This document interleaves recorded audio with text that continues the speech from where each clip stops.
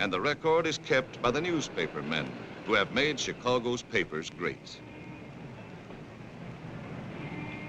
No period in Chicago's history was more violent than the years of Prohibition. The rise and fall of the bootlegging empires was written in blood and bullets. In 1932, there were 365 murders committed in Chicago, one for each day of the year. 8 policemen were shot down in the line of duty. One of the most ruthless of these murders occurred on December 9th, 1932, on South Ashland Avenue, in a place operated by a woman named Wanda Skutnik. Wanda Skutnik's store in the Polish district was the front for a speakeasy.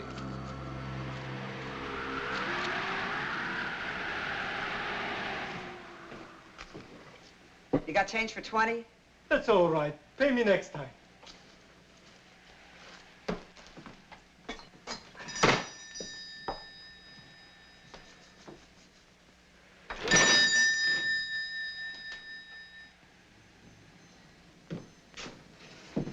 Wanda, you're looking at a guy that's coming down with a cold.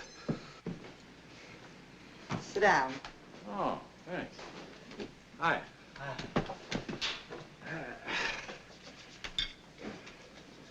For a cold, this is good.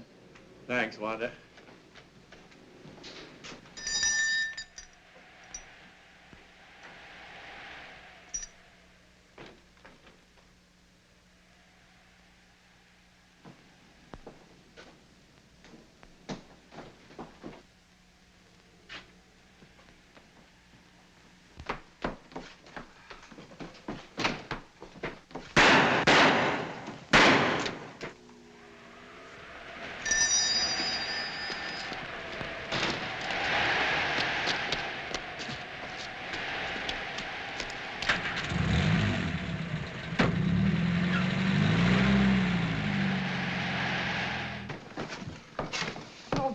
Get the police, Wanda. Get the police, quick. Hello. Hello, Central. Get me the police. Yeah, quick, please.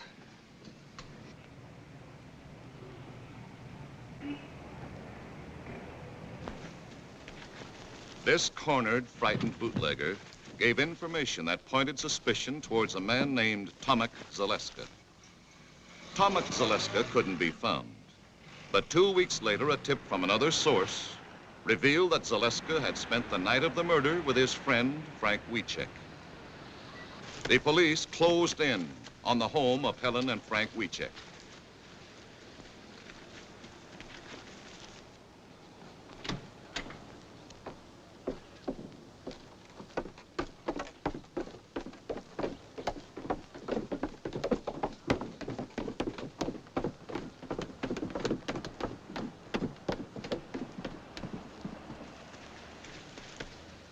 Helen and Frank were taken into custody for questioning.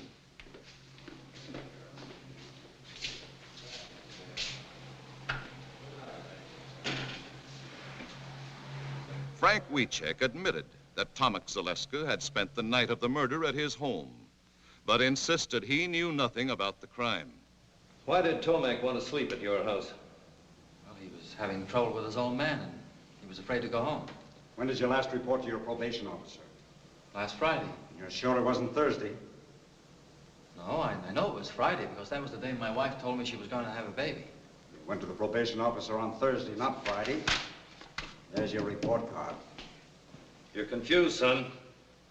Try to be a little more accurate. Where were you at 3:30 on December 9th? I was with my wife. I remember because I was helping her shell walnuts for a cake she was making. You were wrong about the day you saw the probation officer. Maybe you're wrong about being at home shelling walnuts for your wife on December 9th. I know I made a mistake about the probation officer, but I know I'm right about the other thing. This statement was signed by your wife an hour ago. My husband was home with me on the 9th of December. I remember this because he was helping me pick dates for a cake. You sure it was walnuts?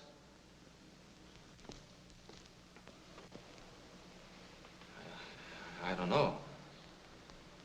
I'm sure she must be mistaken.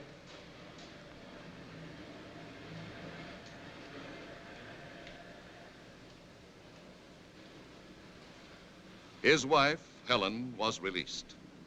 But because of Frank's confused testimony on insignificant points and his minor police record, he was held as a suspect.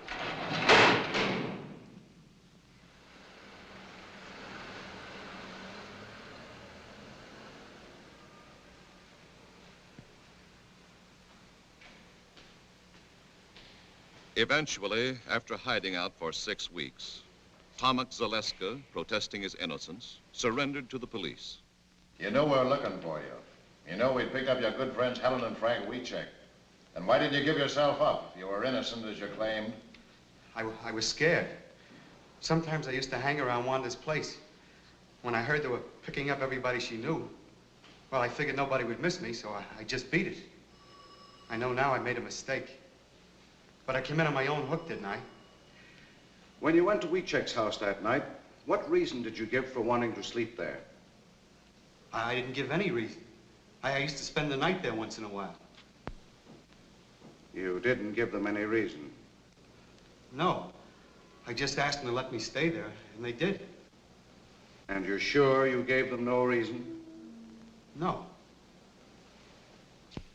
After identification by an eyewitness, Frank Wiecek and Tomek Zaleska were indicted for the murder of Officer Bundy and swiftly brought to trial. I will ask you, Mrs. Skutnik, if you see in this courtroom the 2 men that murdered policeman John Bundy. Yes, sir. Him and him. Had you ever seen either of these men prior to the time of the shooting? Oh, sure. Tomek used to come around my place all the time. The other fella I never saw before. And the first time you saw Frank Wiecek was on the day of the murder? Yes, sir. And the next time you saw him was the day you picked him out of the police lineup? Yes, sir. Thank you, Your Honor. The people rest. Both men received a sentence of 99 years to be served in Stateville Penitentiary. This happened in November 1933. Frank and Tomek went to prison. The case was forgotten for 11 years. Forgotten until October 10th, 1944, when a small advertisement appeared in the classified section of the Chicago Times.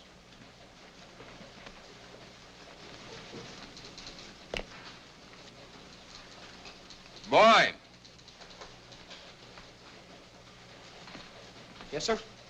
Give me the file on John W. Bundy. Cop killed in 32. All right. And get McNeal. Yes, sir.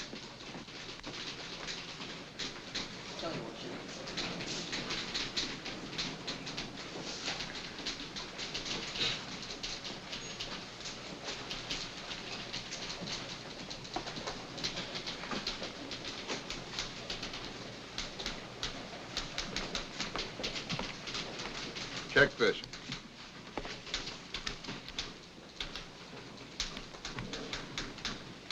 What do you make of it? Well, I want to know why it's worth $5,000 to someone to find out who killed a cop 11 years ago.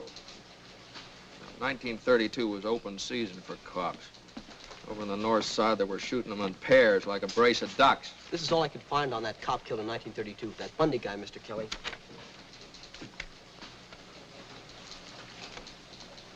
Now, you see what I mean? He didn't rate much. Well, it wouldn't hurt to check it. You might get your name in the paper. This is sucker bait. Every grifter and mooch in town will be after that $5 grand. They'll frame their brothers to get it. And maybe this is a frame. There's a lot of angles to this thing. You see what I mean? Just takes you longer to catch on, that's all.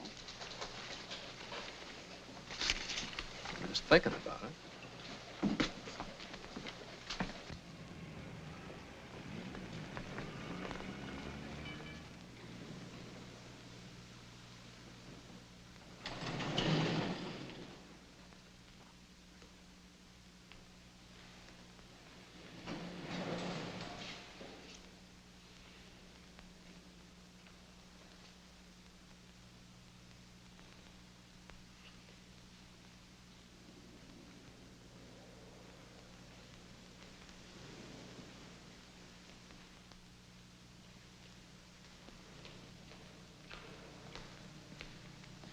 I'm looking for Tilly Wiecek. What you want? I called Northside 777. They said I'd find her here. I'm Tilly.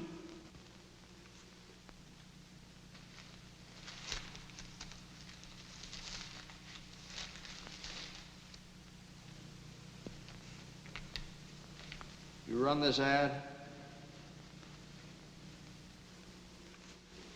Yes.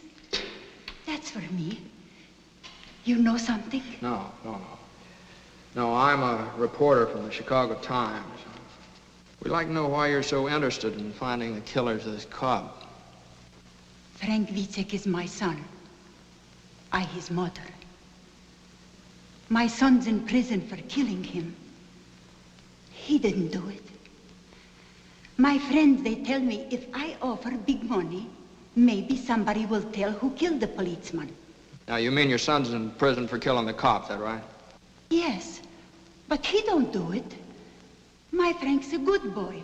He don't do this thing. About this $5,000. Where'd you get it? Is that important? Oh, yeah, it's very important. Where he got it, where you got it, might have a lot to do with the case. He might have it hidden away someplace. Maybe you got it from some mob that's trying to spring him. No. I work. I scrub floors. 11 years. I never miss a day's work. I earned it. Every penny. 11 years? That's a long time. Yes. You just say it. My boy, he lived it. Believe me, mister. You don't know my Frank. But me, I his mother. Well, you mean you got some new evidence, something that wasn't brought up at the trial? No. No. That's why I try to buy new evidence. No, you're just wasting your money. You'll get cheated out of it. No, not me. Look, lady. He's in for 99 years. Now, if you want to make good use of the money, send him lots of cigarettes and candy, try and keep him happy. You're very kind. But I not use my money for candy or cigarettes. If you're not able to help, I get my Frank out someday. Somehow, I dream of this day. $5,000 a lot for a dream. Yes. 11 years. I dream and I work. First, I tried $3,000. Nothing. Now I try $5,000. Suppose nothing happened. Then I work 11 more years. I get $10,000. But my boy, someday he get out.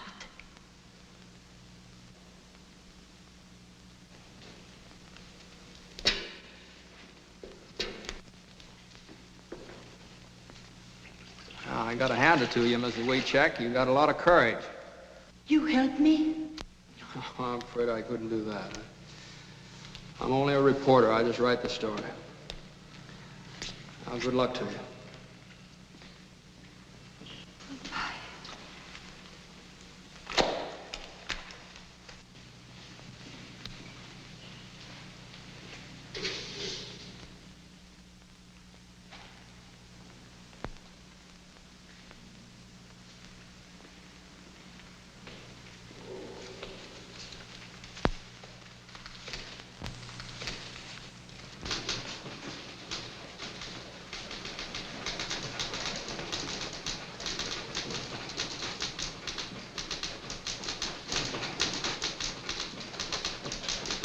Great job, Max. Thanks, Charlie.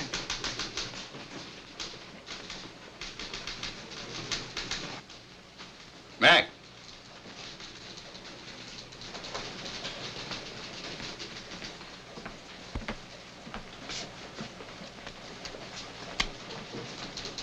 Hey, this story on the scrub woman, pretty good. How'd you like to follow it up by going out to Stateville and interviewing her son? Oh, now, wait a minute. I didn't write the story to glorify the son. He's a cop killer. Well, you got any proof he's a cop killer? Well, they didn't give him 99 years for playing hooky. He had a record. He was on probation when he shot the cop. Yeah, I know. I read the record, too. He's public enemy #1. He and a couple of other kids broke into a grocery store. He got $2 and a record. But in this case, an eyewitness identified him as one of the killers. The Supreme Court reviewed the trial. The conviction was upheld. Well, so what? It wouldn't hurt anything to hear what the guy has to say, would it? Well, why, if you go out there... Well, look, Mac, let's put it this way.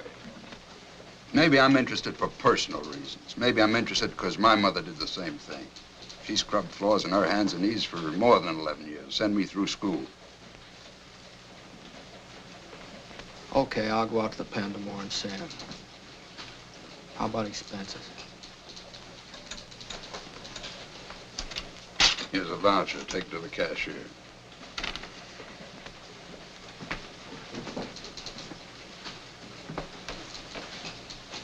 Kelly. I happen to know that your mother had a small annuity.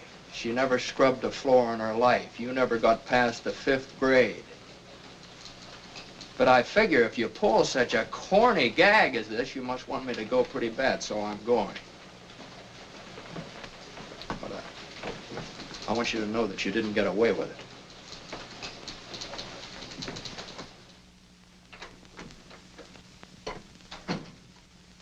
Jim? Yeah. You're early tonight. What happened? I gotta get up at 8:30 in the morning, go out to Stateville and see that scrub woman's boy. Got something to eat for me? Mm-hmm, it's all ready.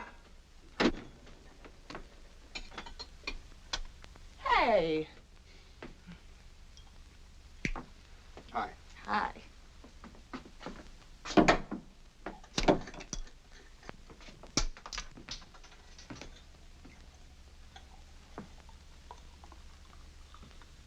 Hey, you got a new one, huh? Isn't it a beauty? 500 pieces. Yeah, I can't see how a smart girl like you can spend so much time on these things. Oh, I noticed you worked on the last one. You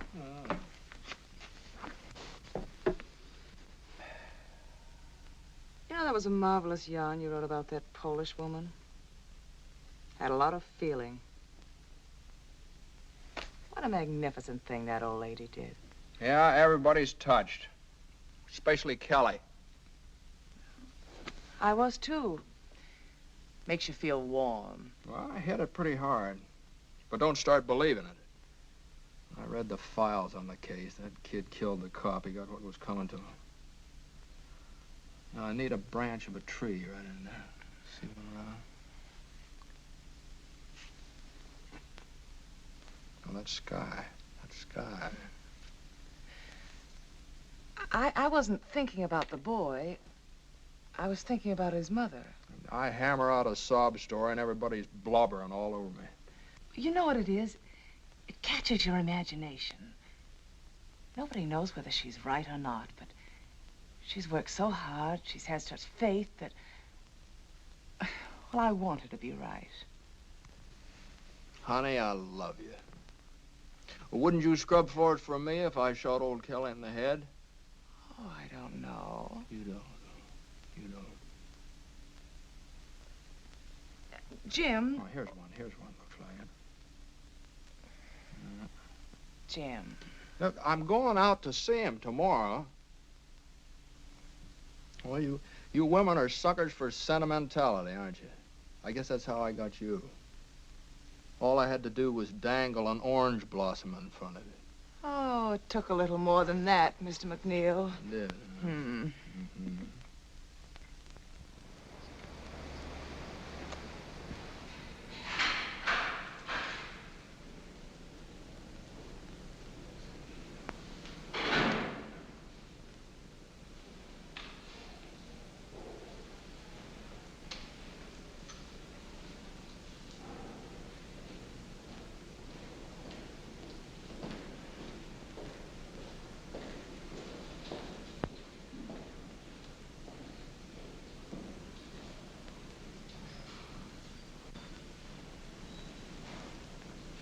What kind of a guy is he, Warden? I like him. Oh. Frank, this is McNeal of the Chicago Times. He wants to interview you. Now, you don't have to consent to this interview or answer any questions if you don't want to. But I do want to. Sure I want to. Okay. That's fine. He's yours. Sit down, Frank. The Times has taken an interest in your case. I came out to ask you some questions. Yes, sir. I'd like more of your story, your side of it. I need an angle, something to hit the public with, you understand? Yes, sir. Now, you knew about the ad your mother ran in the papers, and the $5,000 reward. Yeah. Did you know she was scrubbing floors to earn that money? Yes, I did. All she lives for is to get me out. I guess that's all I've got to live for, too. Well, that's a very good angle to play up. Your faith in your mother, her faith in you. You know, if you're guilty, you're just letting her slave her life away for nothing. She knows I'm not guilty. Uh-huh. I read the news clips, transcript of the trial.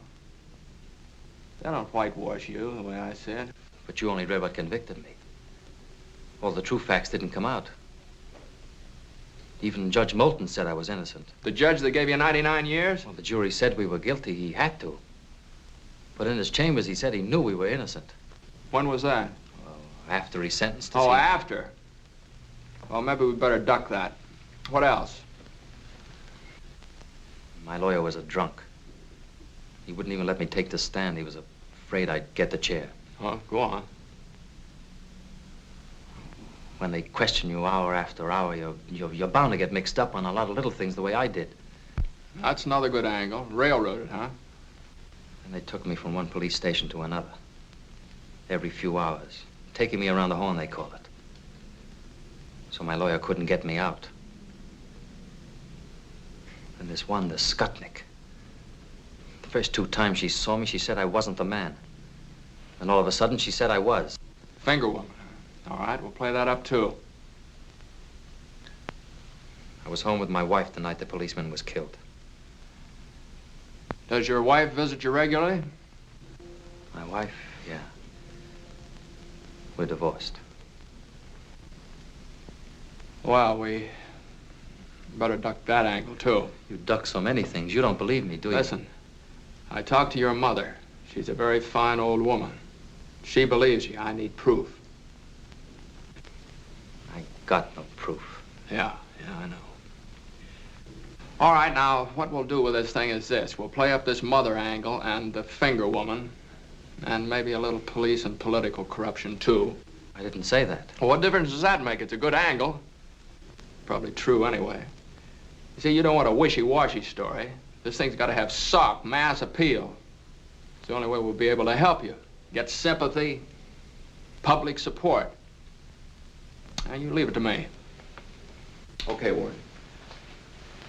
Thank you. That's all, Frank.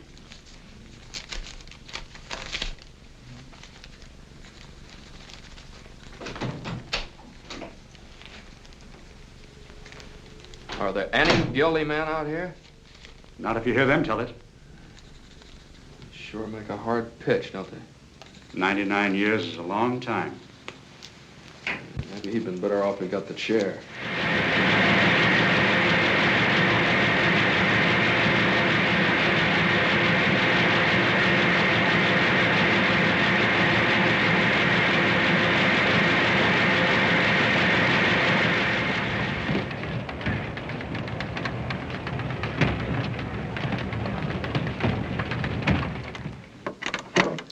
Mr. McNeal is busy, but I'll tell him you like the story. You're welcome. Yes, the Times is going to continue with the Wiecek case. You're welcome.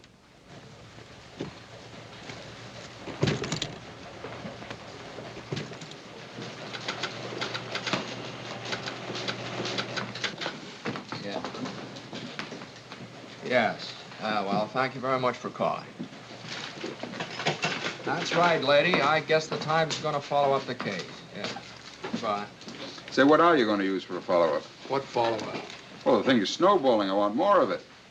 Well, you want to give me a raise, or do I just get the $5,000 from Wiecek's mother?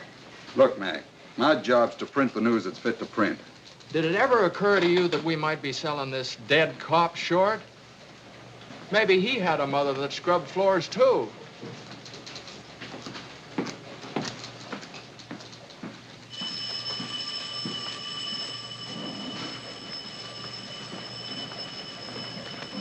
And another thing, you remember what Wiecek said about that judge that promised him a new trial? Well, the judge died 3 weeks after the case was closed. He's been dead for 11 years. Now, Wiecek's a pretty smart cookie, you know. He gives me a lead and knows I can't check up on it. Well, why don't you take a different lead? Look, Mac, you know we're getting on the average of more than 20 phone calls per hour from our readers. And every time that phone rings, you see those great big juicy headlines. I know, Chicago Times clears innocent man. Well, why not? Well, why not? It's impossible, Kelly. You can't do a thing like that. Listen, Mac, if you don't like the story, if you think he's guilty, end it. Write a finish piece and kill it. I'll take that deal. I'll interview his wife. She believed in him so much she divorced him. That ought to kill it for good.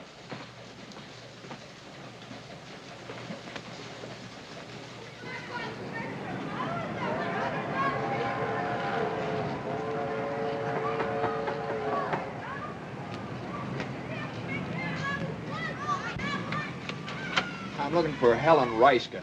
Yes? I'm McNeal of the Times. I'm doing a series on the Wiecek case. Oh, yes, I read them. Please come in. This way, please. Oh, excuse me. Just a minute. I got your address from your former mother-in-law, Tilly Wiecek. I haven't seen her since the divorce. I guess she doesn't feel very kindly towards me. Will you sit down, please? Do you think there's a chance that Frank will get free? Do you want him to? Sure, I want him to. Would you be waiting for him? No. No, I wouldn't. I'm married again. Oh. But I'd be glad for Frank, because he's a fine man. And because he's innocent. He was at home with me when the policeman was killed. Yeah, I know. You were baking a cake. You loved him. Then, I mean. I did. Very much. But the lonely nights were too much for you. You couldn't go on that way. No. Is that it? No, that's what Tilly might think. I loved him. I would have stuck to him. But Frank wanted me to get the divorce. Did he pick out your new husband for you, too? It's the truth. Did you contribute to the reward money, or did Tilly earn all that by herself? Oh, I couldn't help. I haven't anything. My husband, Mr. Reiska, takes care of me and my boy. Frank's boy. I can't ask more than that. He is a good man. And he loves me, and he loves the boy. We're lucky. Yeah, you seem to have got out of it all right. Mr. McNeal, I told you the truth about the divorce. Frank wanted it. Well, it's going to be very hard to make people believe it. Frank's wife says he's innocent and shows her faith by divorcing him, you know. But that's just the way it was. I went up to see him that day, wanting to make him keep up hope, wanting to cheer him up. He looked depressed, the way you do when you're terribly worried.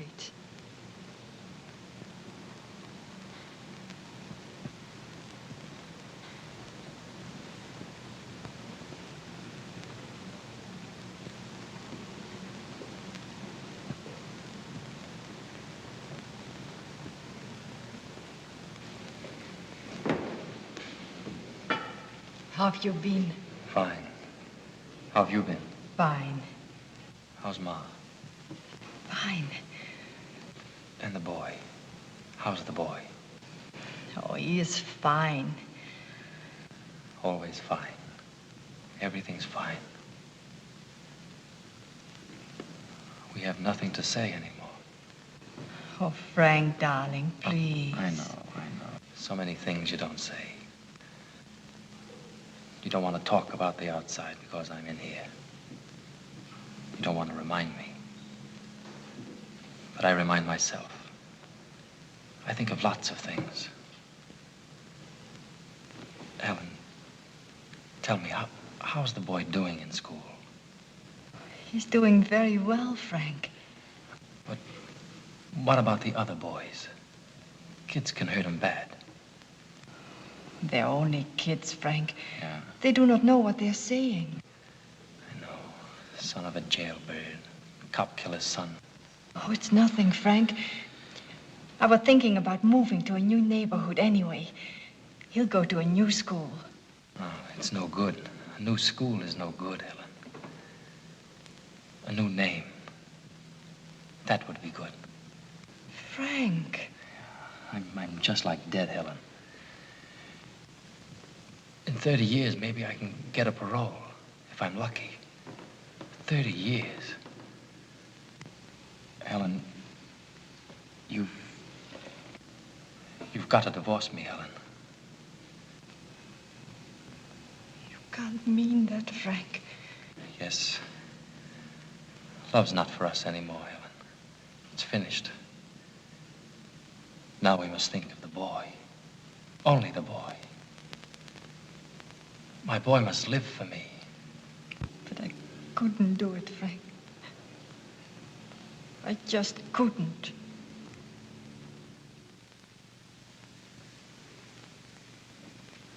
And for over a year, I wouldn't do it, Mr. McNeal. But Frank kept begging me and begging me. Then I met Mr. Reiska. He loved me, and he was fond of little Frank. He understood everything about us. Well, what about the boy? Does he know? Yes, he knows. But now everyone calls his father Uncle Frank. We've made a point of that. Look, Mom, Brandon! No! You lost the other one. This is Mr. McNeal of the newspaper. And that's my husband, Mr. Reiska. Reiska? And that's my boy, Frank. How are you? Say, I'd like to get a couple of shots of you and the boy, if it's all right. That's all right. Come on, son. Come over Sit- here, sit Frank. Right there. There you are. Come on. Hey, hey.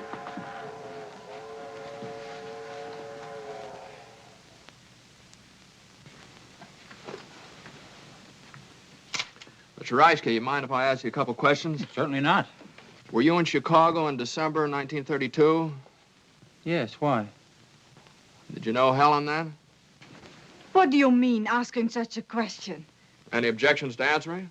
No, no objections. He's got to ask everything, dear. I know that. I didn't meet Helen till after she was divorced.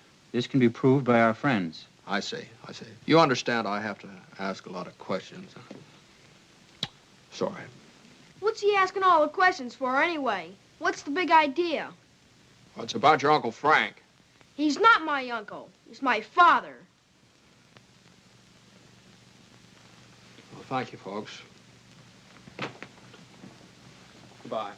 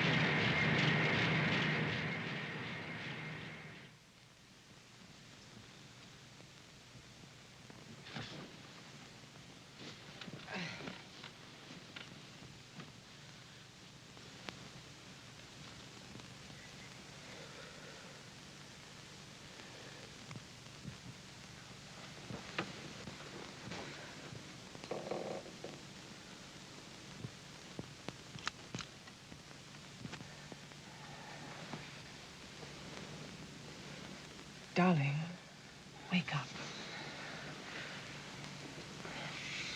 What's the matter? Huh? Hungry? Want a nice sandwich? Oh, no. You've been gnashing your teeth and making an awful noise. I've never known you to be like this, Jim. I don't know. Maybe it's something I ate. I ate the same things.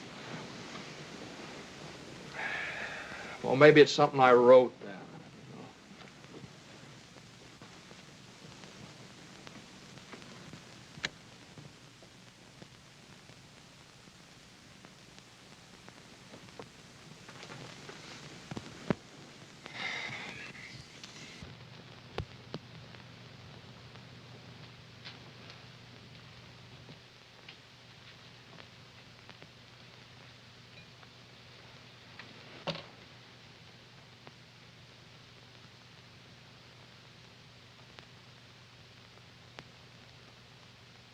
You look nice.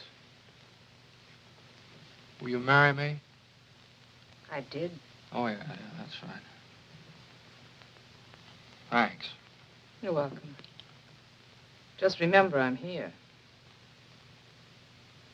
Well, come on over here. Maybe we can work this out together.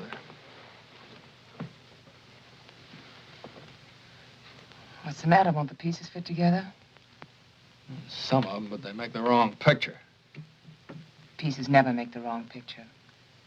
Maybe you're looking at them from the wrong angle. Sometimes it's mighty hard to figure. Why don't you let go? You want him to be innocent. You want him to be free. Admit it. Oh, maybe you're right. Maybe I do want him to be free. But that doesn't make me believe he's innocent. If you want to believe, that's enough. Believe it. Will you marry me? Oh, that's right, you did. Will you fix me that sandwich then? Hey.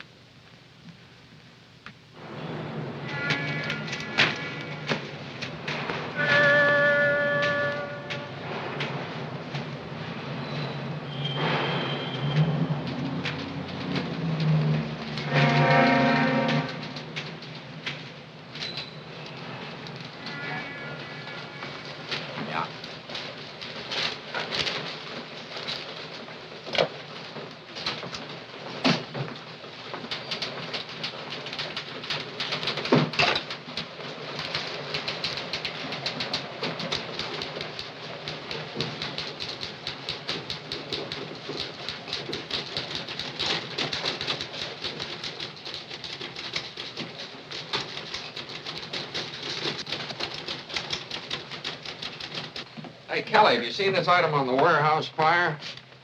Might be a firebug, arson ring. You think there's anything to it? There might be. I'll follow it up. Is that an assignment? Sure. Oh, Mac, I know there's nothing more to the Wiecek case. It's all washed up. But before you tackle this warehouse yarn, the warden called me this morning. Wiecek wants to see you again. Well, for what? I don't know. Maybe he wants to confess. Well, I was just up there. Don't I get time off for good behavior? Wiecek's been up there for 11 years, Mac. That Cobb's been buried longer than that.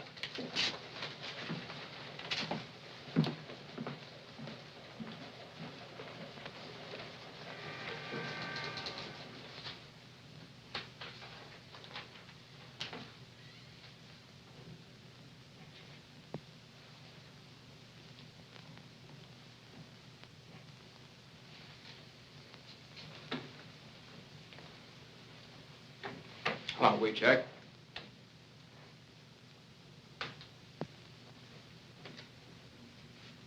Mr. McNeal, I sent for you to tell you that I don't want you to write anymore about me or my family. I've read what you've written. I've seen the pictures of my mother, my wife, and my boy. We poured our hearts out to you, unashamed. Well, you wanted help, didn't you? That's the only way you can get people interested in the case. Nobody's going to read a little two-line ad like your mother ran in the paper. 500,000 people have been following this story. Now, somebody might know the killers and get in touch with us. I don't want that kind of help. I'll stay here 1,000 years. But you must not write anymore about my wife and my mother and my boy. My mother is doing this for me, not to sell your papers. Oh, now, wait a minute. I made my Wiecek. wife divorce me, so my boy has a new name. Now you put his picture in the paper. You spoiled everything for him. I don't know. I thought I was doing a good job. No. This is writing without heart, without truth. Before I thought maybe some crook lawyer would try to get the $5,000 from my mother. But this I never figured. Yes, I say it. I'll stay here. I'll stay here 1,000 years. But never write anymore about my family. Leave them alone. Leave alone my wife and my boy.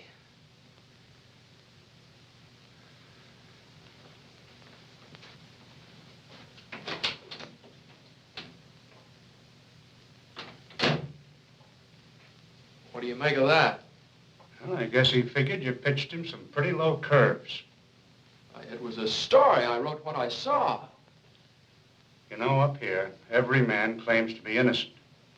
But the prisoners are the harshest judges of themselves. And they believe we have only two men who don't belong here.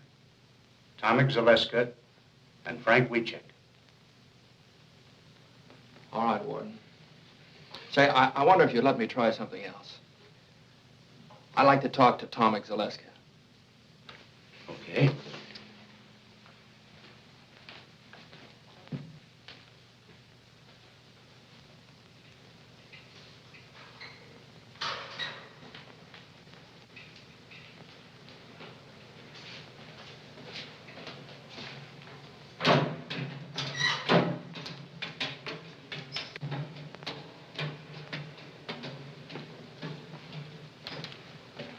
I'd like to talk to Zaleska. Yes, sir.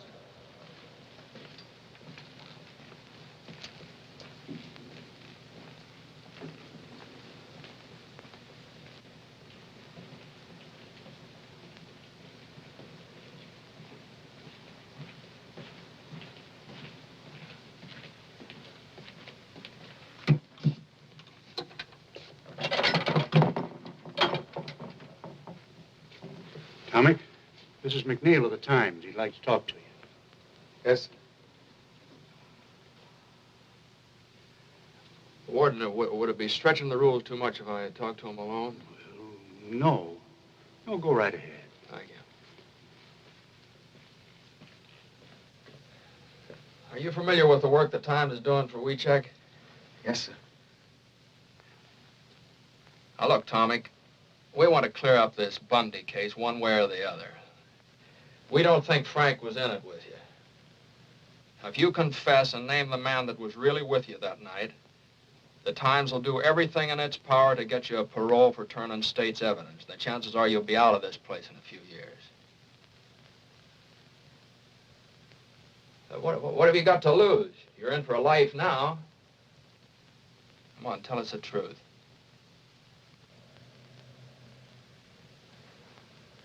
Sure. I could say I did it. Then maybe have a chance of getting out like you say. But if I confessed, who would I name as my partner, Joe Dokes? I couldn't make it stick for 1 minute. That's the trouble with being innocent. You don't know what really happened.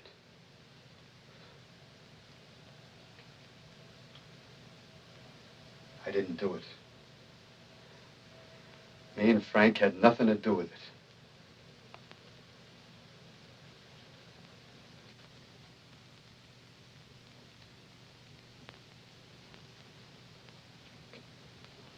Okay, Tomek.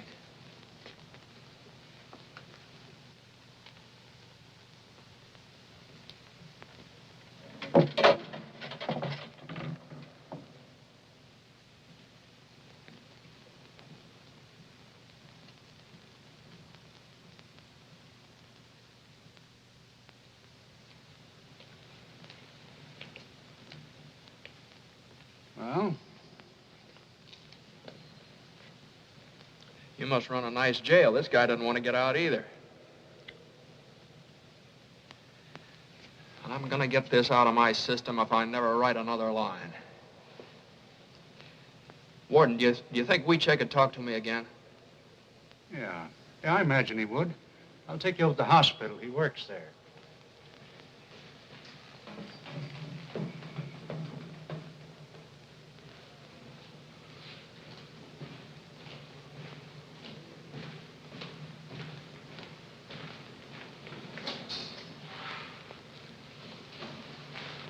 Frank, Mr. McNeal would like to talk to you again, if it's all right with you.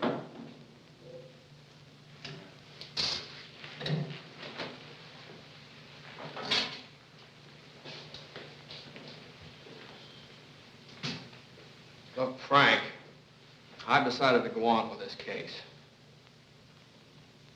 I'll slant the story your way. I also want you to know that I'm still not convinced you're innocent, but I'm willing to dig, get the facts. But remember this, if I ever catch you lying, I'll blast you so hard you won't even get a parole when you're 33 years old. Is it a deal? I've nothing to be afraid of. It's a deal. Okay, Frank. Now, I want you to give me some information. This judge you told me about, you know, the one that died. Were there any witnesses when he told you he'd try and get you a new trial? Yeah, there was a bailiff. Uh-huh. What was his name? I don't know. Well, I'll find out. What was the name of your lawyer? His name was Underwood. Underwood. Where does he practice? He's disbarred now. That's great. A disbarred lawyer and a dead judge. All right, what else? There's Wanda Skutnik. It was she alone who put me where I am. She identified me, but the other two witnesses, Gruska and the mailman, said no. Then there was the police captain. He was the one who got Skutnik to say I was the man. He stood right alongside of her when she picked me out. She was afraid of him. What was his name? I never found out. He wasn't at the trial. Well, where can I find the Skutnik dame? I don't know. That's nice material. It's all I got, but it's the truth. Would you be willing to take a lie detector test? Mr. McNeal, for 11 years, I've been waiting for a chance to get at that box. You know what you're up against? If it turns out bad, you're cooked.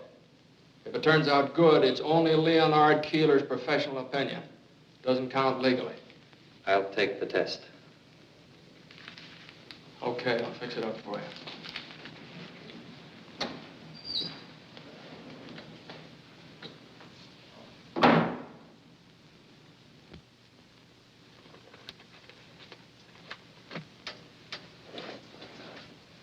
Listen, kid, take it from me.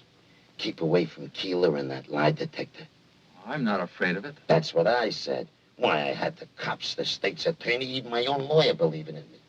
I was a cinch. Then they talked me into going up against that box. Well, what happened? What do you mean, what happened? I'm doing life, ain't I?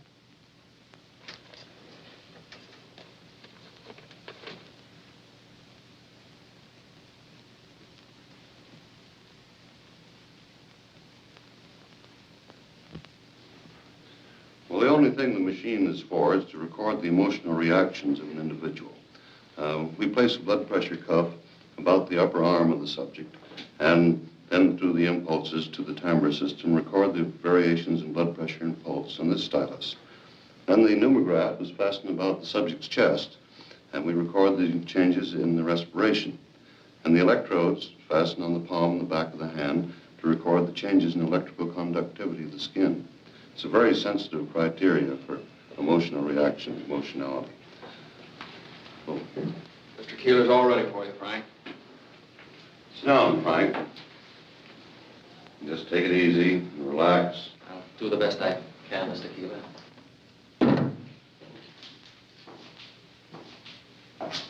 Come, Mac.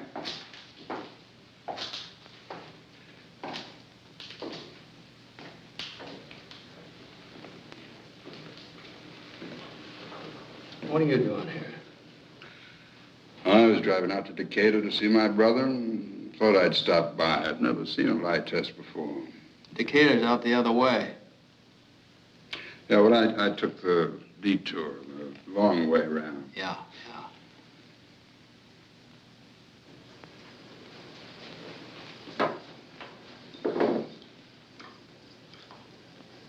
These are a pair of electrodes. I clip them to the palm on the back of your hand to pick up the electrical changes in the nervous system. I'm going to try an experimental test now. I want you to take one of these cards, look at it, remember the card that you chose, and then place it back in the group. I'm going to ask you one card at a time, and I want you to say no to each card that I ask, including the chosen card. You understand? Yes, sir.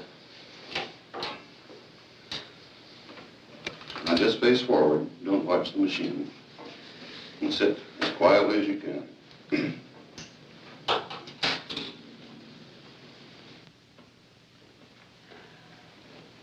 Hey, what's he doing that for? Oh, he's forcing him to lie so it'll show on the graph. Gives good basis for judging Wiecek's reactions. Did you choose the 7 of clubs? No. Did you take the 3 of spades? No.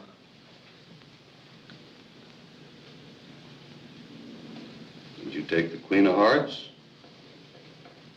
No.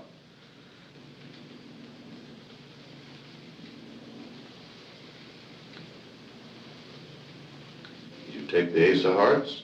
No.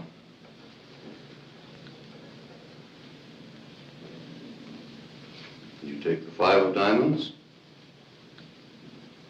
No.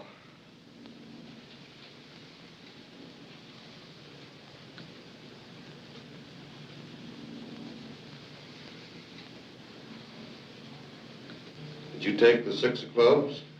No.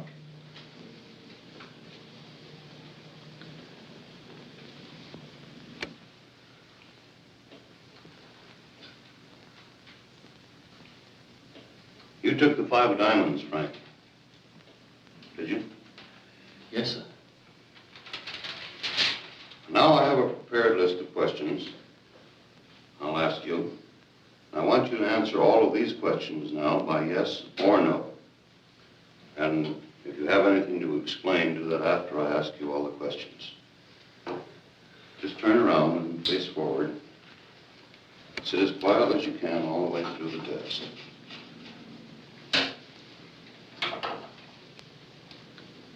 And don't forget, just yes or no all the way through.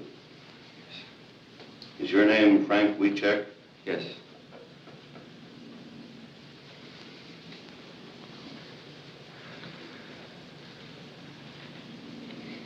Did you have breakfast this morning? Yes.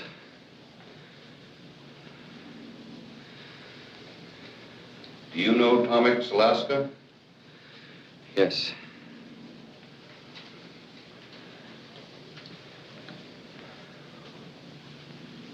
You're 6 feet tall, aren't you? 5'9". Just a minute now. Just yes or no, all the way through. I'm sorry, sir. And sit quietly. Yes, sir. I'll have to begin again now. I'll just ask you some of these questions. I'm sorry. Is your name Frank Wiecek? Yes.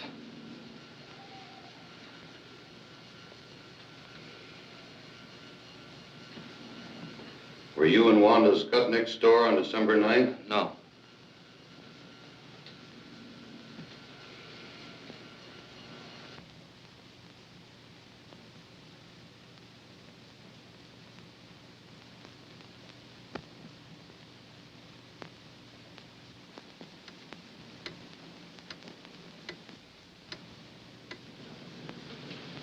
Were you home at the time of the robbery? Yes.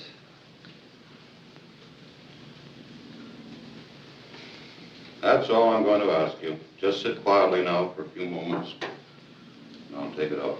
Yes, sir.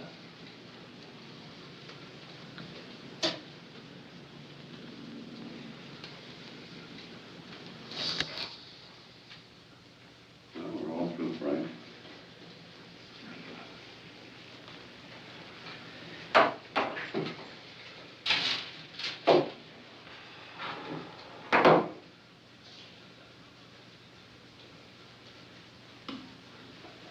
Bye, and I'll probably see you later.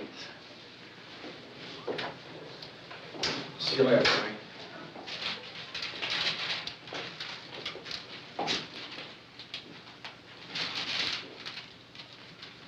What's the verdict? Well, there's the record.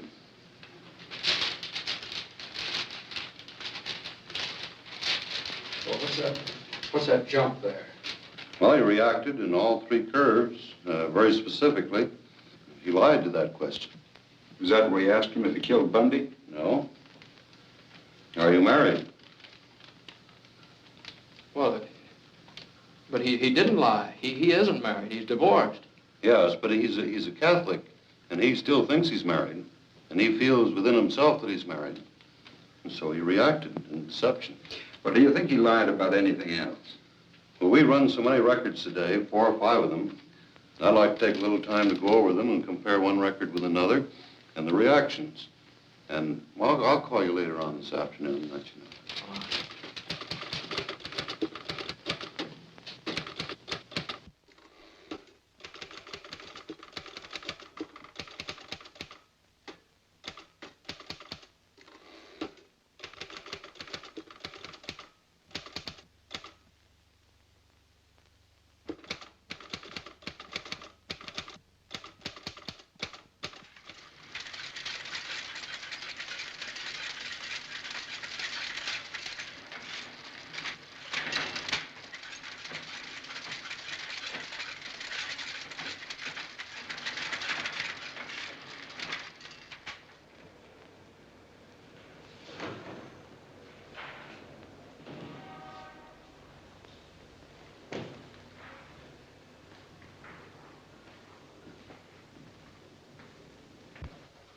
Hiya, McNeal. What can I do for you? Say, Larson, I'd like to check on the date of arrest of a fellow by the name of Frank Wiecek.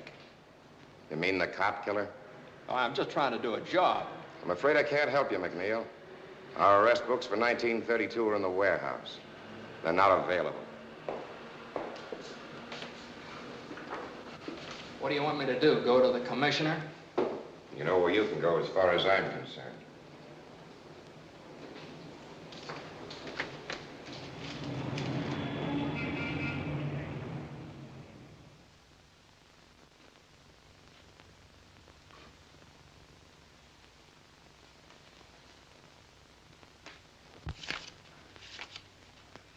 Here it is. Booked for murder December 23rd. Does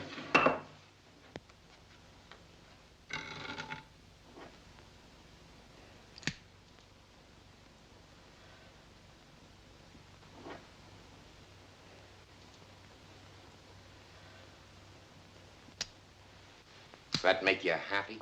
One of the things I was looking for. He was booked on the 23rd. Now, if I could just find out whether he was arrested before then. What difference would that make? Well, if he was arrested before the 23rd, it'd prove that this Skutnik dame could have seen him a couple of times before she identified him. Captain Norris of the New City Precinct handled the Skutnik identification. He never operated that way. Captain Norris, huh? Say, let me see the arrest books for December 1932, will you? I can't help you on that. Look, all I'm trying to do is to find out whether this fellow Wiecek is a cop killer or not. You know, back during Prohibition, the police department got pretty tough when a cop got killed. Now you're talking like the guy on the street. Always thinks we're running around with rubber hoses beating up innocent people. Look, you seem to think the cops framed Wiecek. You're the one that's doing the framing. You're framing the best police department in the country. Bundy was a good cop and a good man. Why don't you write about his wife and son? And about the other 357 cops killed in the last 20 years? Oh, back in 1932, they did a lot of... Maybe they did, but they weren't always wrong. How do you know? Were you in the division at the time? No. All I can say is it's awful hard for a man like me to be fair to a cop killer. And supposing he isn't a cop killer? Maybe I ought to help you, but I just can't. You've helped me plenty, don't worry. Captain Norris, huh? Had charge of the Skutnik identification, huh? Well, it looks like he's sort of mixed up in this himself. Maybe I better go over and talk to him. You better take a shovel with you. You'll have to dig him up. He died in 38.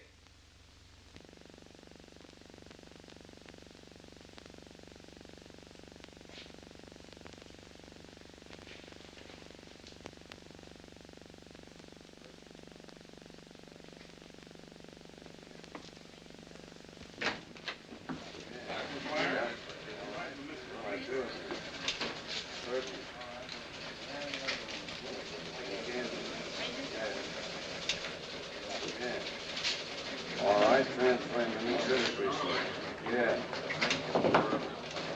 Hi, Mac. Off your beat, ain't you? Yeah, sort of. I need some help. Lay off of me, Mac. The word's gone out to keep away from you. I've done you a lot of favors, Matt. Now, is there any place I can find some records of people that come in here and look at the police show-ups? Material witnesses. Somebody might have been subpoenaed to come in here and identify Wiecek. If we kept that kind of stuff, the books would fill Soldiers Field. Well, now, would there be any photographs? Anything We like don't that? take no pictures in station houses. Press boys might get a shot of the witnesses on the steps, but never inside. Now, look, Mac. If I'm seen talking to you, I'm going to be back walking my old beat. Now, why not be a good guy? And don't be here when I get back. Okay, may I use your phone? Yeah, use that line. Don't touch those.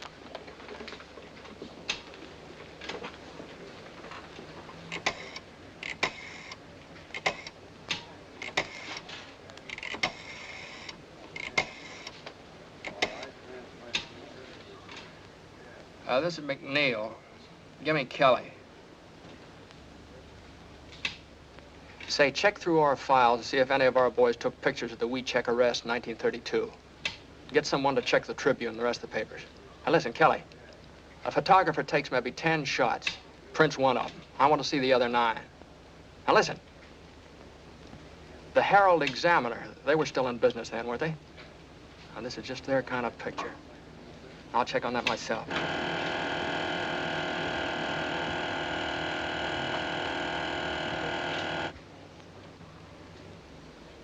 Hey, I just thought of something. See you later.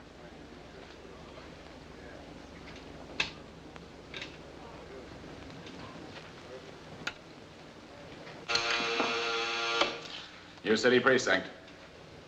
This is McNeal over at headquarters. You got the book on the Wiecek arrest, 1932? Yeah, but we've been told to pull it out of the files. I'll drop over and see it. Okay, we're right over. Right.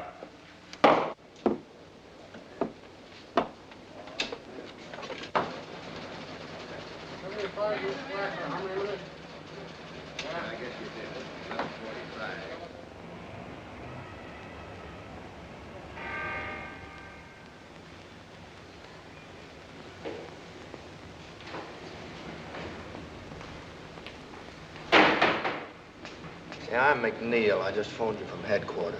You got that book on the Wiecek arrest? Come in.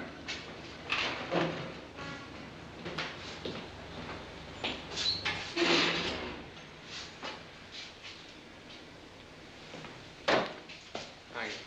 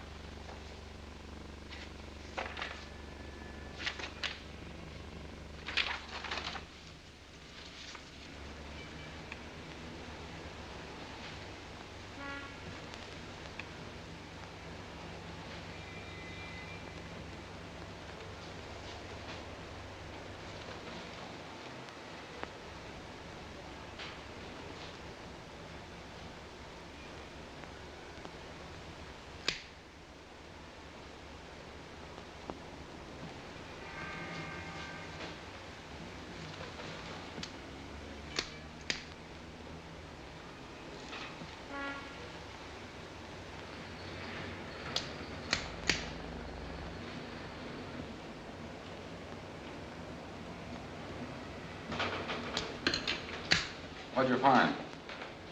Wiecek was arrested in the morning of the 22nd. He wasn't booked until the afternoon of the 23rd. Norris took his time, didn't he? What'd you say your name was? McNeal. What division? I'm McNeal of the Chicago Times. This is confidential information. This is public information, and I'm entitled to use it. We've got our orders. You got a beef, you talk to the state's attorney's office. That's a good idea. I think I will. In the meantime, I wouldn't let anything happen to that book if I were you.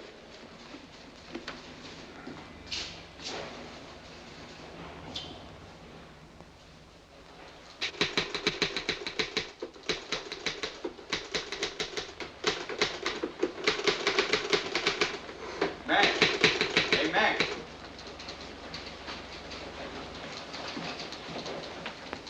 Hey, this is hitting him pretty hard, isn't it? I haven't even started on him yet. I think this whole thing stinks. Kelly speaking. Yeah. Yes, sir. Right away. That's the boss. He wants us both. Let's go. Let's go.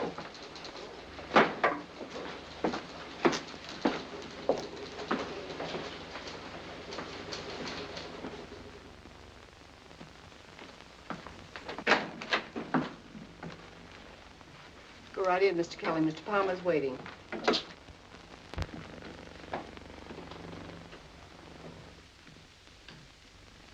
Mr. Kelly, Mr. McNeal, I believe you know the commissioner. Oh, Mr. Faxon from the state's attorney's office.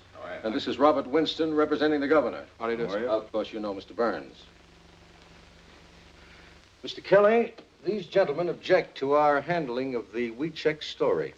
Mr. Kelly, we feel that the Times, through you and Mr. McNeal, is slinging mud on one of the finest police departments in the United States. And specifically, we object to your efforts to arouse sympathy for a man who killed a police officer. We'd just like to point out, gentlemen, that Frank Wiecek was convicted by a jury. His case was reviewed by the Supreme Court, and the conviction was upheld. All these legal authorities believed in Frank Wiecek's guilt. Well, a long time ago, a lot of people believed the world was flat. Well, at this late date, do you wish to impugn the integrity of the jury and the court? If they were wrong, yes. Back in 1932, a steady stream of convictions made good publicity. Remember? Frank Wiecek was found guilty, and he belongs where he is. Were you in the state's attorney's office in 1932? Why, yes, I was, but I didn't have anything to do with the Wiecek case. I have no axe to grind, Mr. McNeal. But I believe you're unnecessarily discrediting this regime. Furthermore, your stories may be holding out false hope of a pardon to both Frank Wiecek and his mother. I'm not so sure it's false. We are. Look, up until now, what we've printed was based on interview and investigation. We've invented nothing, and we don't intend to. Well, a great deal of emotion and color can be lent to simple facts. The governor feels this entire matter is undermining law and order. But Wiecek is innocent. It'd be criminal for us to stop now. Well, you must remember, Mr. McNeal, that another political party was in power at that time. We're not to blame, but the public tires us with your brush. You can't destroy the confidence we've built up in this regime just to sell newspapers. It may have started like that, but it isn't that way anymore. Now, look, gentlemen, believe me, this man is not guilty. I don't know if he's guilty or not, but we don't want this police force persecuted anymore. Well, what's the difference? Oh, now, just a minute, gentlemen. The governor wants this thing cleared up. We're not asking you to forget the man if he's innocent, but we don't want this dragged on and on just to promote circulation. Now, we have a proposition to offer you to settle this thing once and for all. I can suggest to the governor that he set up a hearing of the pardon board. If Wiecek is exonerated, he'll get a pardon.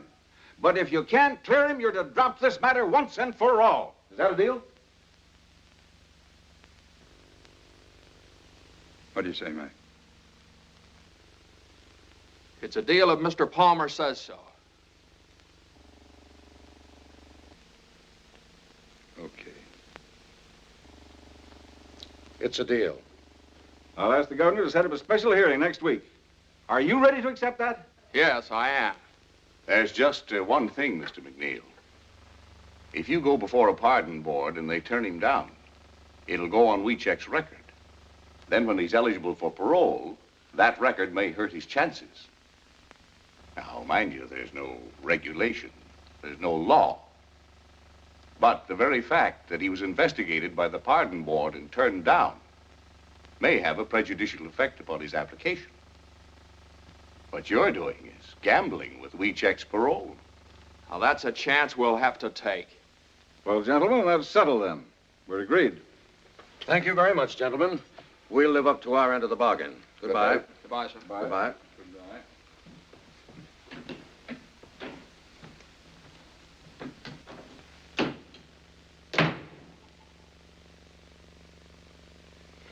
Well, you two seem to be satisfied, but Mr. Burns doesn't seem to be. I'm not. As your attorney, I think you've made a bad deal. While I have read the transcript of this case and am familiar with some of the things Mr. McNeal found, I am not at all certain that we have sufficient evidence to obtain a pardon. But you haven't seen all of the evidence yet, Mr. Burns. What, for instance? Well, in the first place, I've talked to the bailiff of the court. He corroborated Frank's statement that the judge promised him a new trial. Well, what basis did the judge have for making that promise? I don't know. If he made it. He made it, all right. Here's an affidavit from the bailiff. That's not proof. It's inconclusive. All right. Forget about that. I have a lie detector test. And Keeler's sworn statement that the fellow is innocent. Inadmissible. Gruska and Decker, the other two witnesses in the crime, maintain that Wiecek is not the man. And they also testified that this Wanda Skutnik couldn't possibly have recognized anybody. But have you found her? What does she say? Gruska and Decker contradict it. But it's inconclusive evidence. Now, what new admissible evidence have you? Well, there's a whole lot of new stuff. The state's attorney's office tried to keep me out of the record books. That's the reason I had that fella faxing up here. And another thing.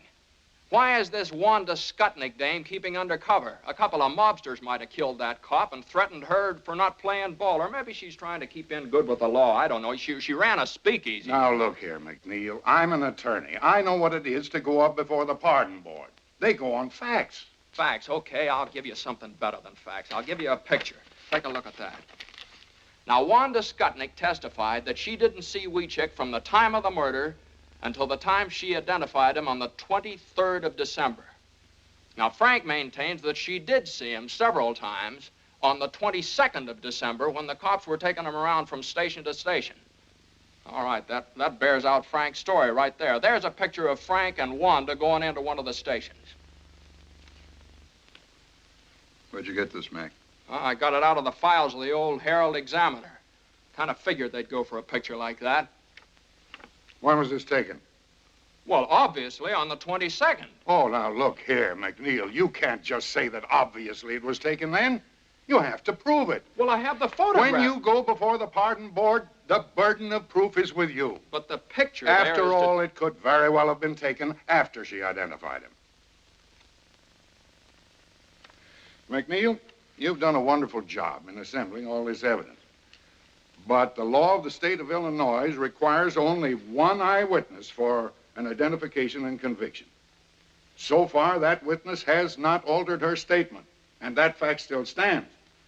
Mr. Palmer, in view of this, I'm afraid I must recommend that you permit me to get in touch with those gentlemen who were just here and ask for more time, or until I've had an opportunity to go over the case. Then your advice is to call the whole thing off. That's right. Oh, now, Mr. Palmer, I realize that Mr. Burns knows more about the law than I do. But I want to tell you some things about this case you don't know. I went into this thing believing nothing. I was skeptical. I figured Wiecek is using his mother to spring him. But I've changed my mind. This man is innocent, Mr. Palmer. I know that without any doubt. Now, it's true I haven't found Wanda Skutnik, but I want a chance to find her. I want a chance to get this guy out of jail. Now, if you call off this hearing, I'll never get that chance again. The bargain stands. Thank you, sir. Just a minute, McNeal. Let me give you one last piece of advice. Even if you do find this Wanda Skutnik, I don't believe she'll ever change her testimony. There's only one thing for you to do. Discredit her. Prove she's a liar. Otherwise, you're wasting your time.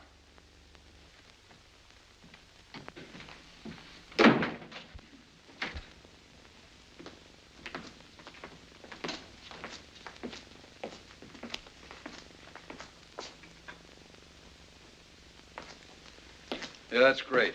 Great speech, Mac. Now you've really got to find Wanda Skutnik. Now, listen, Kelly. I haven't been wasting my time. I know a lot about Wanda Skutnik. Now, she used to run a speakeasy. All right, she's probably still in the liquor business. She's Polish, and she used to run around with a guy that works in the stockyards. So don't let your enthusiasm get you into trouble. Back of the stockyard's a tough neighborhood. Oh, wait a minute. No, don't scare me, Kelly. Can you speak Polish? No, I can't speak Polish. But if I have to learn to speak Polish to find her, I'm starting right now.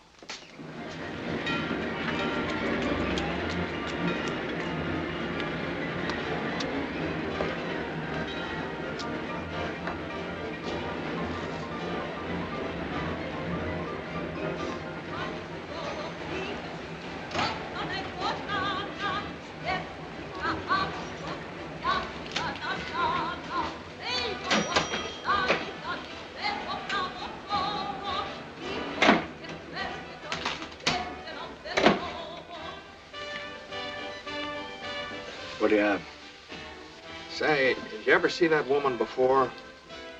Her name's Wanda Skutnik. You a copper? No. Her uncle died, left her a little money. I hear she's remarried. Having a hard time finding her. Money, huh? Well, I don't know. I'll see if the boys in the back room know about it. Кто je? Če čuješ slišal se, kabeta se naziva Wanda Skutnik? Ne. Ja je Ima nie pewne widział. żonata? Ja wcale nie Ima nowe nazwisko. Nie znam. Nie. Daj mi drugą kartę. Fly.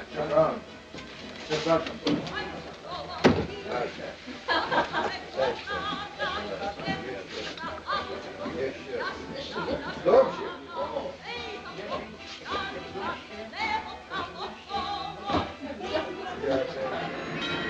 McNeal divided the district back of the yards into blocks and sections, and for days and nights systematically combed every beer parlor and saloon. Ja panu powiedziałem, że więcej się tyle pracować. Tak ciężko robił. O, panu opowiadam.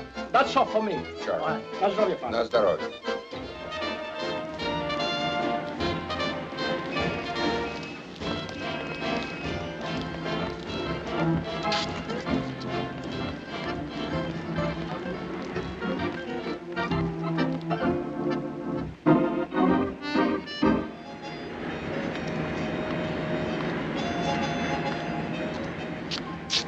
Ja mam 21. Ile ty masz? Ja wszystko wygrałem.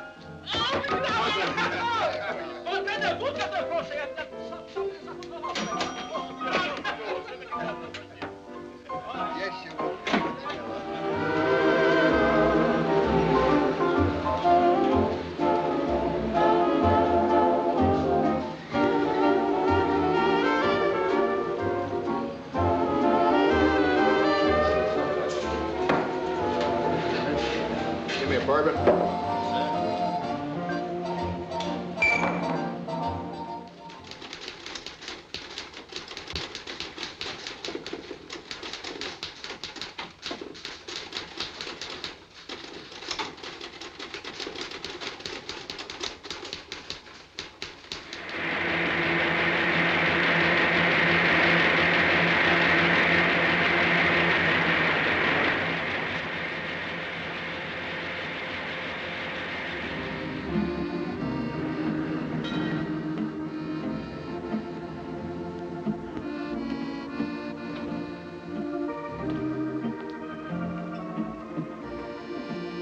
What do you have? Just arrived.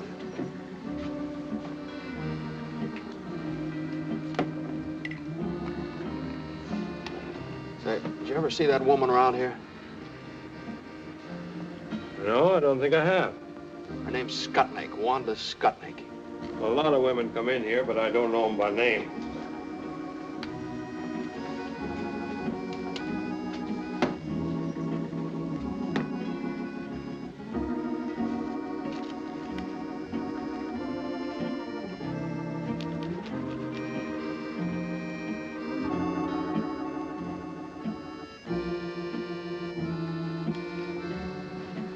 Your name McNeal? Yeah, why? I've been wondering when you'd hit this neighborhood.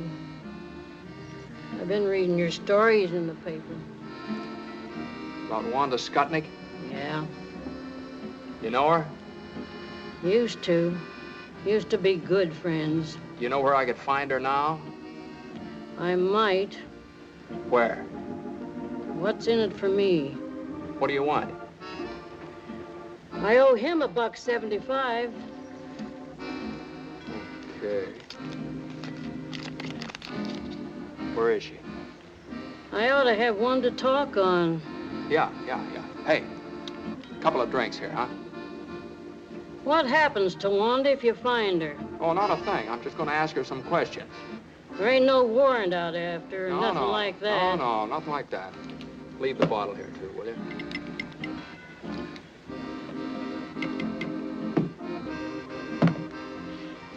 She hadn't ought to thrown them bricks at me.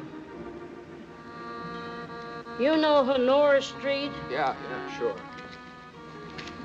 You go down there. 725. 725. What's her name now? Siskovich. Wanda Siskovich. But don't tell her I said so. She's got a bad temper.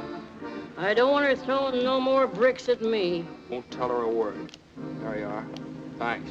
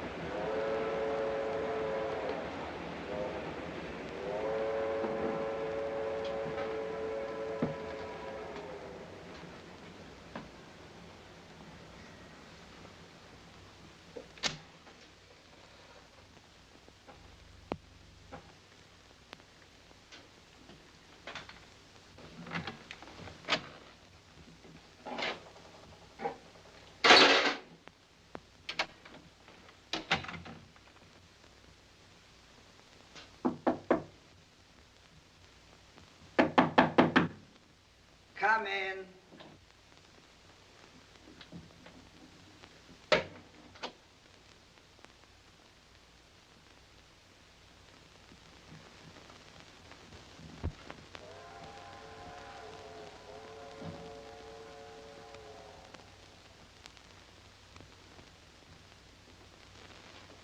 Who are you? I'm from the Times. Get out of here! So you're Wanda Skutnik. Yeah. I've been wondering when you'd show up. Now, look, lady, I'm not going to give you any trouble. I'd just like to ask you a few questions. You want to cry in my beer? All I want to know is this. Is there any possibility that you might have been mistaken when you identified Wiecek? No. Well, if you're so positive, we can prove it. Will you take a lie test? A lie test? You think I'm crazy? Look, will you give me a sworn statement? I did my swearing in court.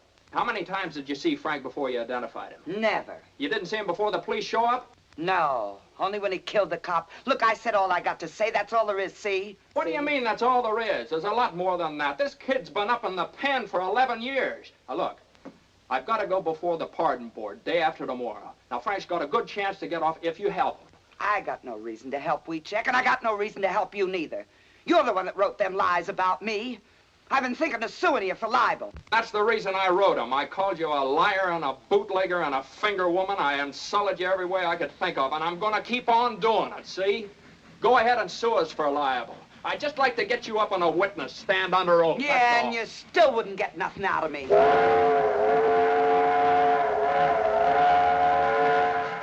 Why you bother her? Put that down. You want to go to jail? Now you get out of here. Now listen, maybe there's something you didn't think of. There's a $5,000 reward, you know. $5,000? And what's more, you don't have to do anything about it. Just tell me enough to clear things up, get Wiecek out, and you get the $5,000.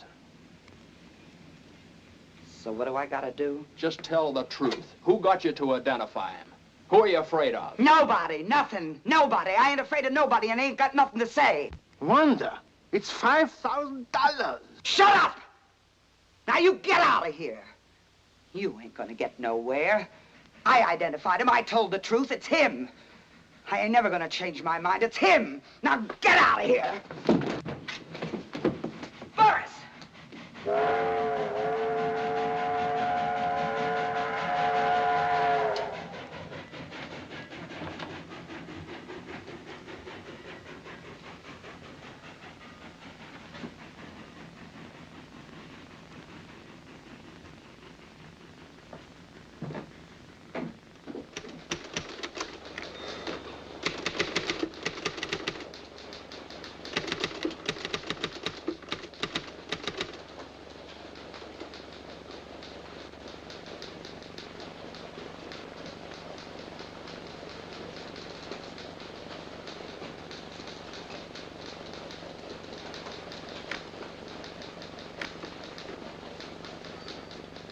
Well, Mr. Burns has given us a clear picture of the situation. If Wanda Skutnik can defy the pardon board, if the board has no authority to subpoena her, the power to make her talk, then we're helpless. What do we do now? The thing for us to do now is for me to appear before the pardon board at Springfield this afternoon, present our apologies, and ask that the case be withdrawn. Will that appear on Frank's record? Will it spoil his chances when he becomes eligible for a parole? No, his name simply will not come before the board. All right. That's it, then. I'm sorry, Mr. Palmer. I want to apologize to you, too, Mr. Burns. I thought if I found this woman, I could make her talk, but I missed her. I'm sorry. Okay, Mac. Kelly, write a finished story on this Wanda Skutnik and end the whole thing. Get the paper off the hook. Well, I can get a train for Springfield in about half hour. Good.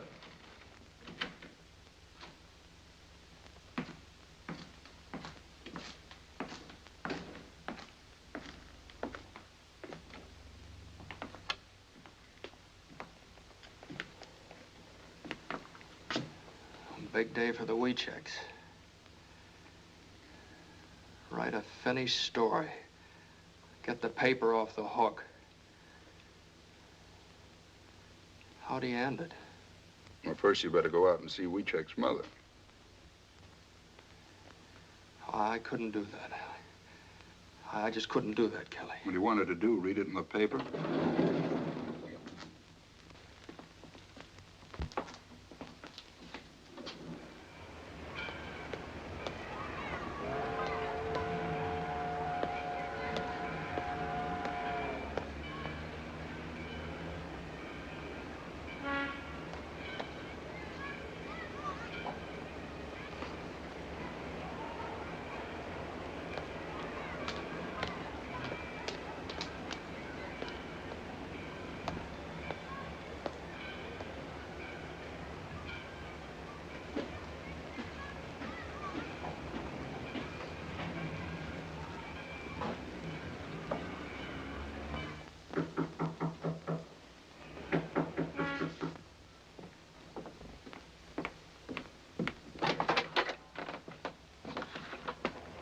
Mr. McNeal, come in. Thank you. I got to excuse myself.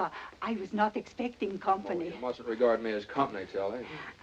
I was baking a pie for Frank. Please sit down. I'll get you some coffee.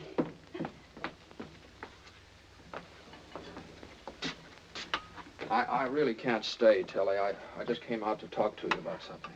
About the pardon board, yes? Oh, I pray for this day. I want to tell you about it. Yeah. Come over and sit down.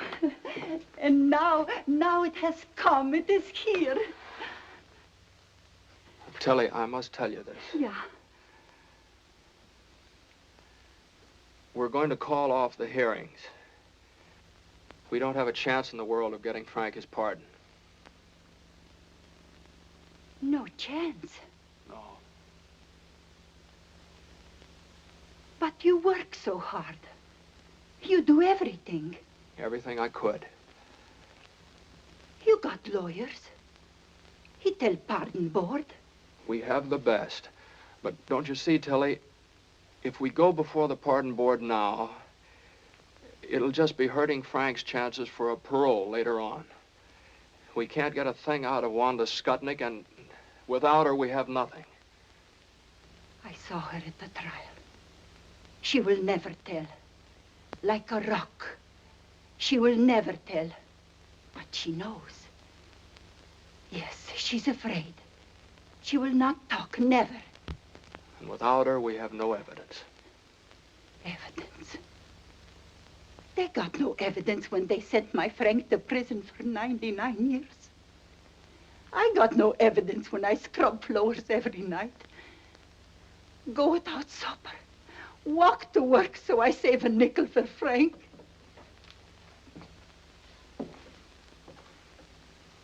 Evidence. What is this evidence?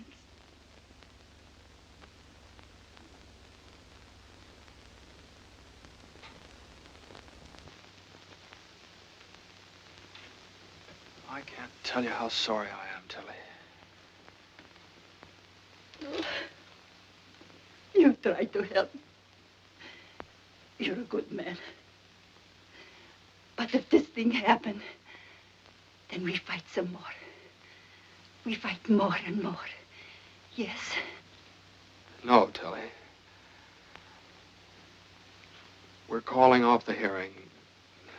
The Times is dropping the case. No.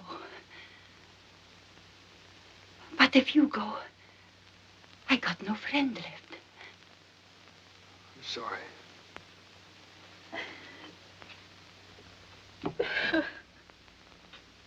No friends left. No friends, no more.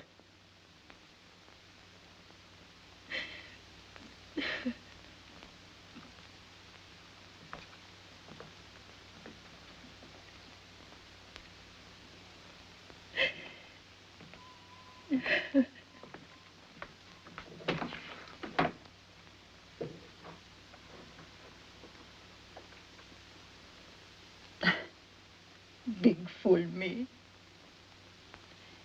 Sure, I got a friend.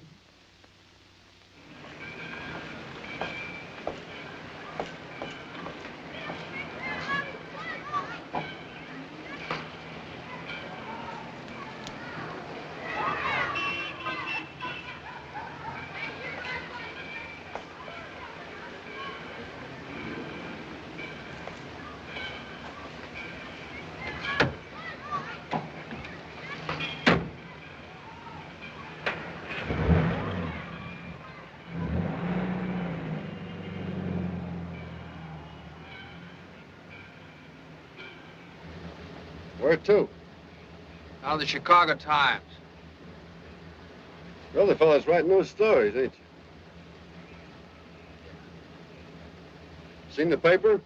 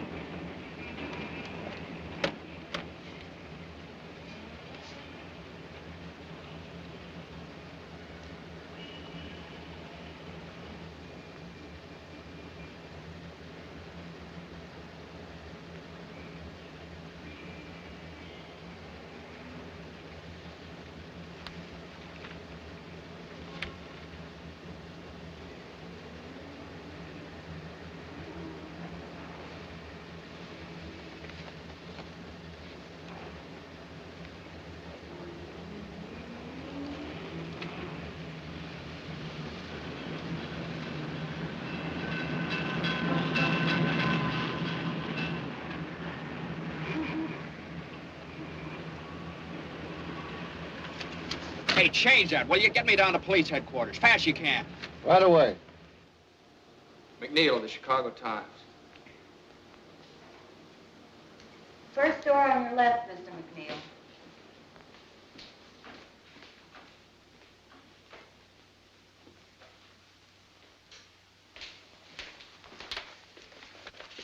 Say, did you make the enlargement of the photograph of this forged check here? Yes, why? I got a picture here. I just wondered, could you blow that section of the picture up right there? Sure. Would all the details come out on it? Well, that depends. You got the negative? No, that's all I got right there. Well, then I'd have to make a dupe. How long would that take? Oh, a couple of hours. What do you think? Could you get started on it right away? Yes. But you're McNeal at the Times, aren't you? Been working on that Wiecek case. That's right, I'm McNeal. At first, I thought this guy was guilty. But now I don't know. You take a look at it. Hey, could I use your phone? Sure, right over there.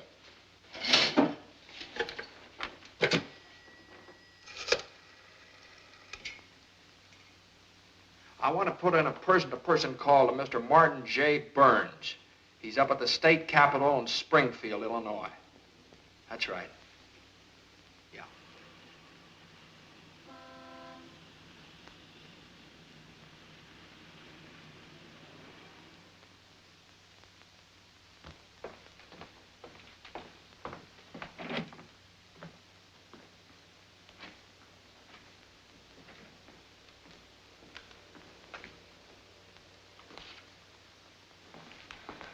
Sorry, gentlemen. The pardon board is in special session. The case of Frank Wiecek. Gentlemen, I feel somewhat at a loss because I came here to ask that the petition of Frank Wiecek be withdrawn. However, about an hour ago, I received a telephone call from James McNeal of the Chicago Times, who informs me that he has uncovered the evidence we've been seeking. It is conclusive evidence that supports the petition of Frank Wiecek. You may present the evidence, Mr. Burns. Unfortunately, gentlemen, my telephone conversation with Mr. McNeal was necessarily brief. He's flying down to Springfield. He should be here at any moment. What evidence does he have? I'm afraid I don't know. Mr. Chair. Mr. Faxon. I object. The state's attorney's office has the right to demand orthodox conduct of this hearing. If you have conclusive evidence, present it. Otherwise, we ask that the petition be denied here and now. Mr. Faxon, we certainly intend to follow orthodox procedure in this Board of Pardons.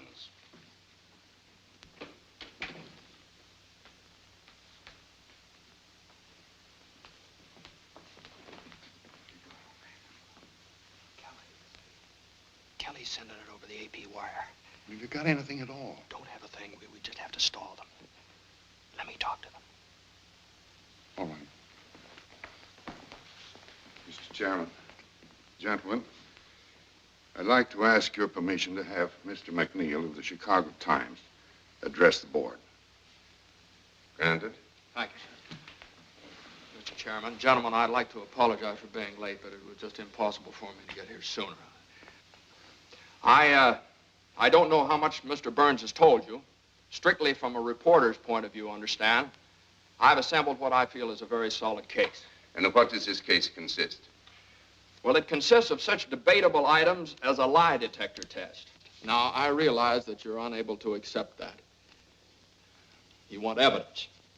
But sometimes the weight of evidence, just because it's in the record, is heavy enough to crush the truth. We'll discuss the shortcomings of our judicial system some other time, Mr. McNeal. Yes, sir, I'm sorry. I realize that at the present time you want facts. We have a notarized affidavit from the bailiff of Judge Moulton's court that the judge felt that Wiecek did not receive a fair trial. We have those documents before us, Mr. McNeal. They could hardly be called conclusive.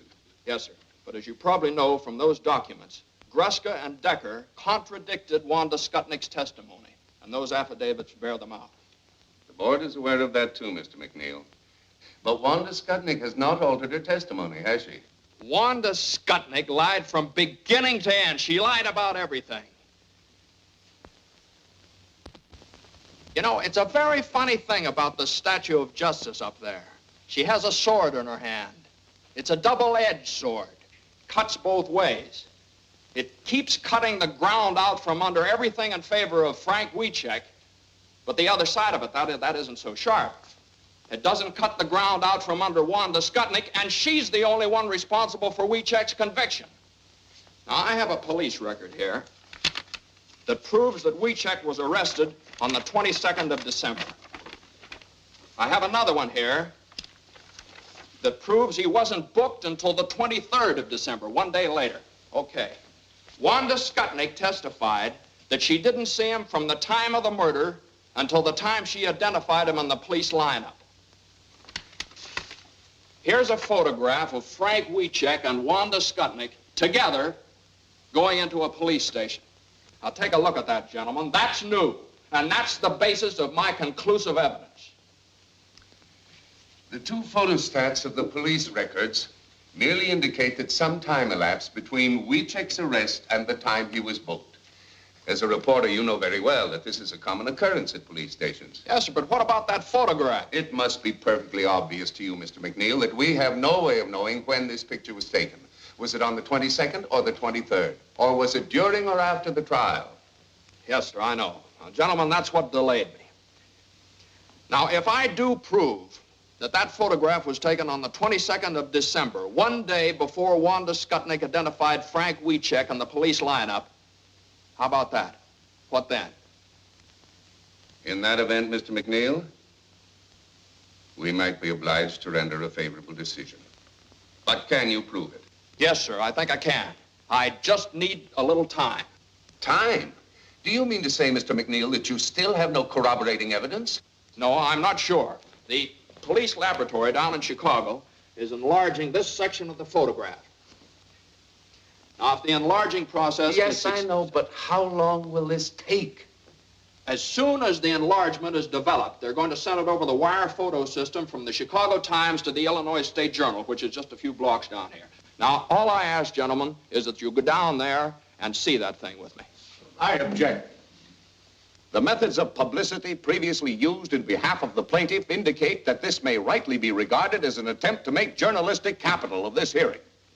Now, I am authorized by the state's attorney's office to state categorically that in the opinion of our office, the facts set forth in Wiecek's behalf do not indicate that he was a victim of a miscarriage of justice. We're here to protect the interests of the people of this state, not to sell newspapers. Mr. Chairman. Gentlemen, the governor ordered this hearing for the purpose of arriving at the truth. If you fail to consider every item of evidence, no matter how improperly presented, you have defeated the very purpose of this hearing. What is your decision, Mr. Chairman? Gentlemen, we'll go. Are you clear to Springfield? Yes, sir, the wire's open. We'll hold it open. Have the picture in a minute.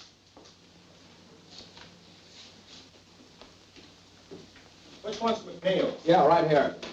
There are a couple of prints that came in a while ago from Kelly of the Chicago Times. This one's blown up 100 times. This one 140. He said you'd understand. Okay, thanks very much. Excuse me.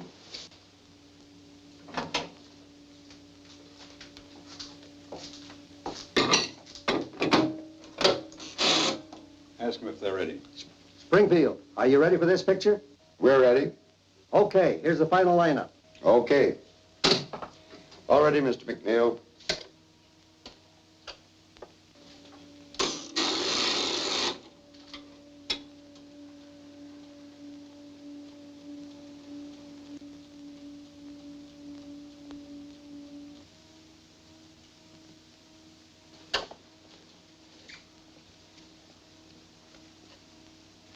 Gentlemen, let me explain to you what's happening here.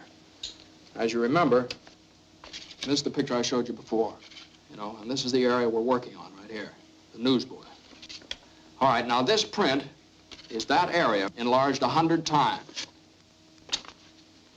And this print is that same area enlarged 140 times.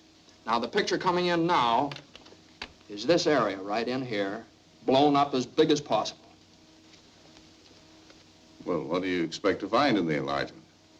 The date on the newspaper held in the newsboy's hand. Is that possible? Frankly, I don't know, sir.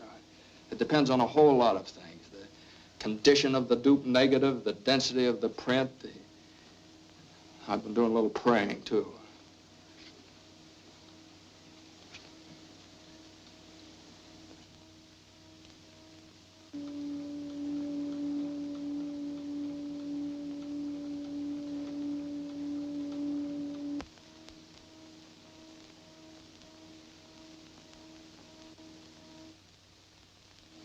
That's it, Mr. McNeal. Excuse me, please. How long will this take? Oh, it's a positive print. Shouldn't take long. You can come along with me if you want. This way, fellas.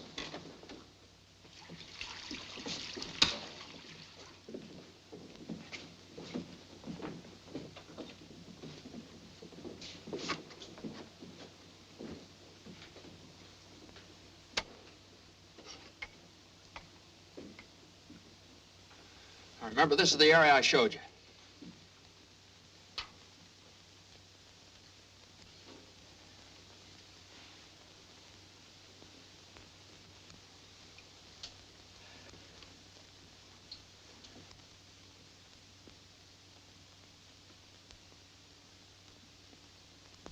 There, it's beginning to come through. Now, what's the date? What's the date?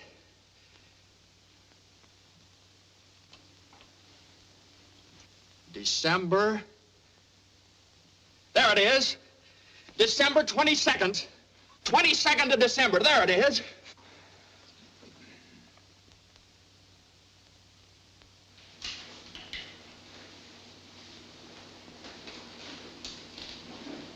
Goodbye, boy. Good luck, Frank. Thank you.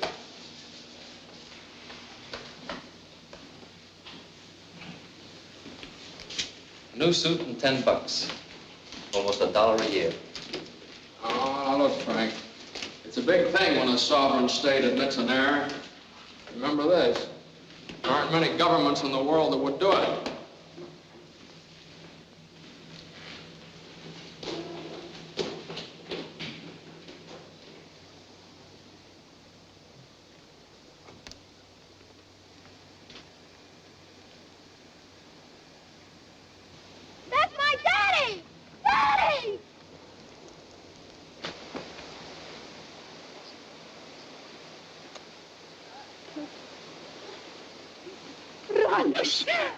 Franuś!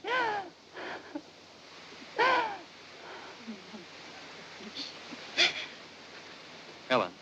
Frank. Frank, this is... Yeah, I know. I want to thank you for everything you've done for Helen and the boy. And I want you to know you can have the boy with you whenever you want him, and for as long as you like. Thanks. It's a good world outside. Yes, it's a good world outside. And Frank Wiecek is free. Free because of a mother's faith, the courage of a newspaper, and one reporter's refusal to accept defeat.